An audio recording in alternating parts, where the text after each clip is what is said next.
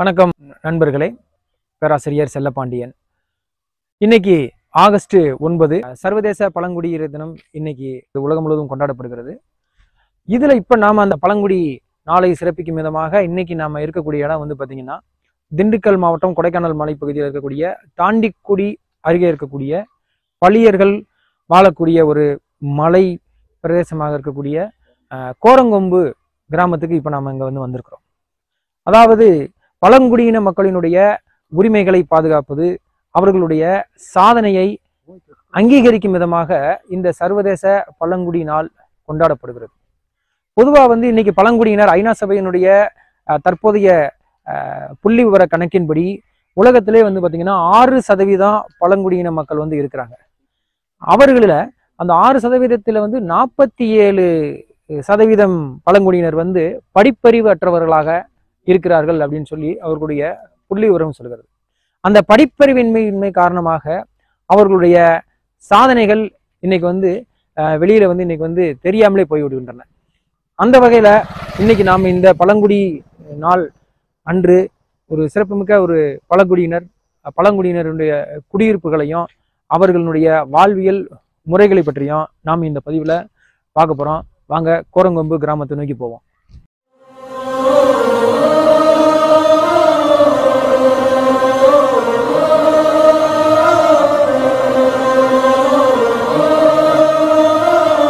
என்னுடைய பேர் ஆனந்தன்.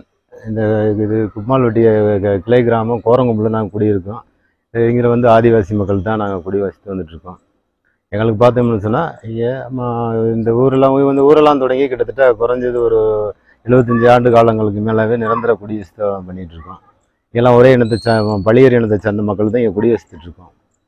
நாங்கள் வாழ்வாதாரத்துக்கு மலைக்குள்ளே கிடைக்கிற நெல்லிக்காய், கடுக்காய், தேன், இந்த மாதிரி வேர்ப்பலா, வள்ளிக்கிழங்கு இந்த மாதிரியான உணவை நாங்கள் எடுத்து சாப்பிட்டுட்டு வர்றோம்.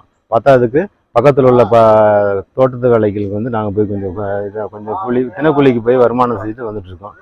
சித்தா மெடிசினல் இந்த மாதிரியான பொருட்களை மலையில் கொஞ்சம் சேகரித்து பண்ணி அதை நாங்கள் வெளியில் பக்கத்தில் உள்ள கடைகளில் கொடுத்தோம். இங்கே 200 கிட்டத்தட்ட 200-250 பேர்த்துக்கு மேலே வாழ்ந்துட்டு இருக்கோம். 100 வீடு இருக்குது. நாங்கள் குடியில்லாதவங்க கிட்டத்தட்ட குறைஞ்ச ஒரு 50 பேர்த்துக்கு மேலே இருக்காங்க சார். ஆண்கள் ஒரு 160 பேர் இருக்காங்க, பெண்கள் 160 பேர் இருக்காங்க, இளைஞர் கிட்ட ஒரு 50 பேர் இருக்காங்க சார்.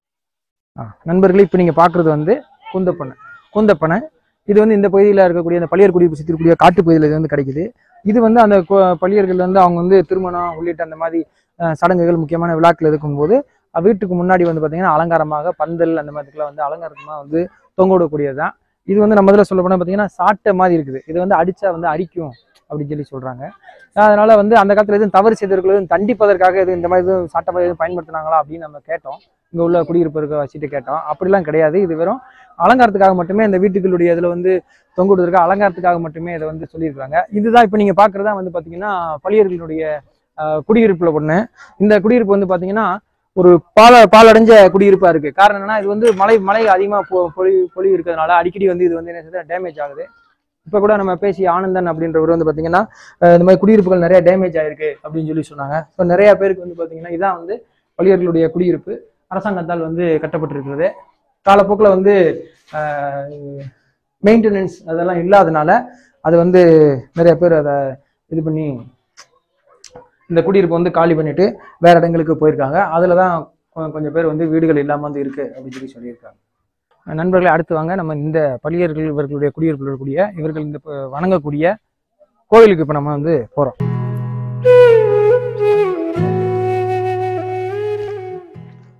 இங்கே இருக்கக்கூடிய தம்பிக சுதர்சன், ராஜபாண்டி, கோகுல் அவங்க தான் நம்ம இந்த பகுதிக்கு நம்மளை கூப்பிட்டு போயிட்டு வழிகாட்டி நம்மளை கூப்பிட்டு போயிட்டு இருக்காங்க.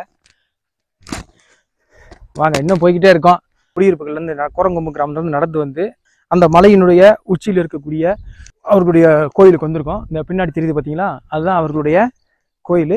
வாங்க, இன்னும் அதை சுற்றி முழுக்க மலைப்பகுதிகளாக ஒரு அழகான ஒரு ரம்யமான சூழல்ல இயற்கையை கடவுளாக நமது முன்னோர்கள் வழங்கினார்கள் அப்படின்றதற்கு மெய்ப்பிக்கும் விதமாக ஒரு அருமையான ஒரு இயற்கை சூழல்ல இந்த கோவில் அமைஞ்சிருக்குது. வாங்க, அந்த கோவிலினுடைய அமைப்பு, அந்த கோயில் இருக்கக்கூடிய சாமி என்ன இருக்கு என்னன்றதை நம்ம உள்ள போய் இன்னும் விலாவரியா இன்னும் நம்ம பார்க்கலாம்.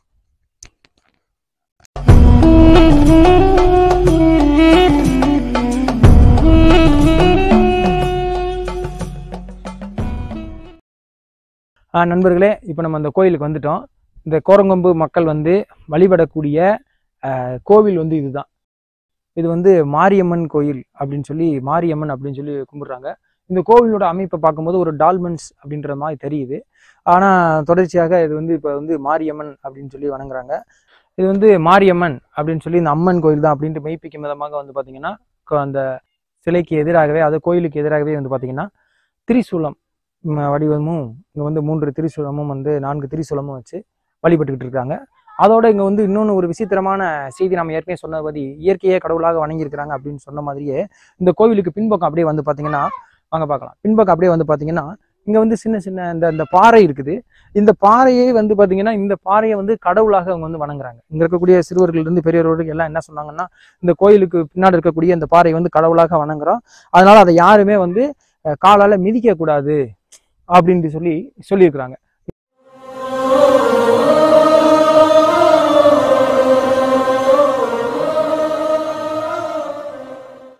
இதுவுமே வந்து கடவுளாகத்தான் கடவுளாக மக்கள் வணங்கிக்கிட்டு இருக்காங்க அப்படின்றதையும் நாம் வந்து இதுல இருந்து தெரிஞ்சுக்கிட்டோம். தொடர்ந்து அப்படியே பின்னாடி இங்க வந்தீங்கன்னா இங்க வந்து இப்போ நீங்க பாக்குறது அந்த கல்லு, அந்த கல்லுல அந்த துணி கட்டிருக்கக்கூடிய இடம், அதை வந்து பாத்தீங்கன்னா ஒரு பாம்பு புத்து. இது வந்து நாகப்பாம்பு புத்து. இதை வந்து கடவுளாக நாகர் அப்படின்னு சொல்லக்கூடிய இந்த கடவுளாக மக்கள் வந்து அவ்வப்போது வாரம் வந்து இங்க வந்து விளக்கேற்றக்கூடிய நடைமுறையும் இங்க மக்கள்கிட்ட வந்து இருக்கு அப்படின்றது நம்மளுக்கு இதன் மூலமாக தெரிஞ்சுக்கிறோம். இந்த கோயிலுக்கு போற வழியில நம்ம பிள்ளைங்க வந்து சிறுவர்கள் 3 பேர் நம்மளுக்கு வந்து வழிகாட்டி கூட்டு போனாங்க. அப்போ வந்து ரொம்ப கருமேகம் வந்து மழையை பொழிகிற மாதிரி இருந்தது. அப்போ அந்த பசங்கிட்ட கேட்டோம், அந்த மலைக்குருவி எப்படி சாப்பிட்டா மழை நின்றும் சார். இல்லப்பா, மலைக்குருவி சுத்தினா மழை வருவீங்க, மழை நிக்கிறதுக்கு என்ன பண்ணுவாங்க? பிடிச்சு தீக்குள்ள போடுவாங்க சார். தீக்குள்ள போட்டா மழை நின்று போயிருமா? ஆமாங்க சார். பரவாயில்ல, வித்தியாசமான பழக்கமா இருக்கு.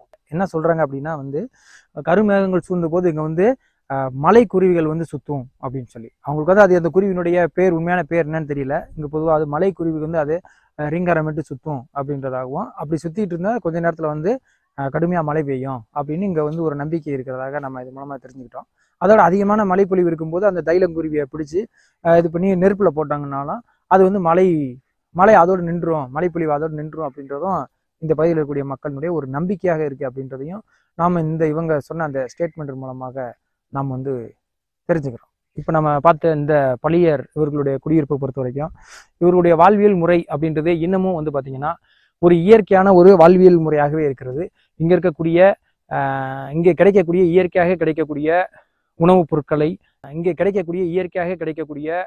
உணவுப் பொருட்களை இன்னும் வந்து எடுத்துக்கிறாங்க. அதோடு இவர்களுடைய மருத்துவ முறைகளும் வந்து பார்த்தீங்கன்னா இன்னமும் பாரம்பரிய மருத்துவ முறைகளை வந்து இன்னமும் பின்பற்றிட்டு வர்றாங்க அப்படின்ற ஒரு செய்தியும் நம்மளுக்கு வந்து இது கிடைக்குது.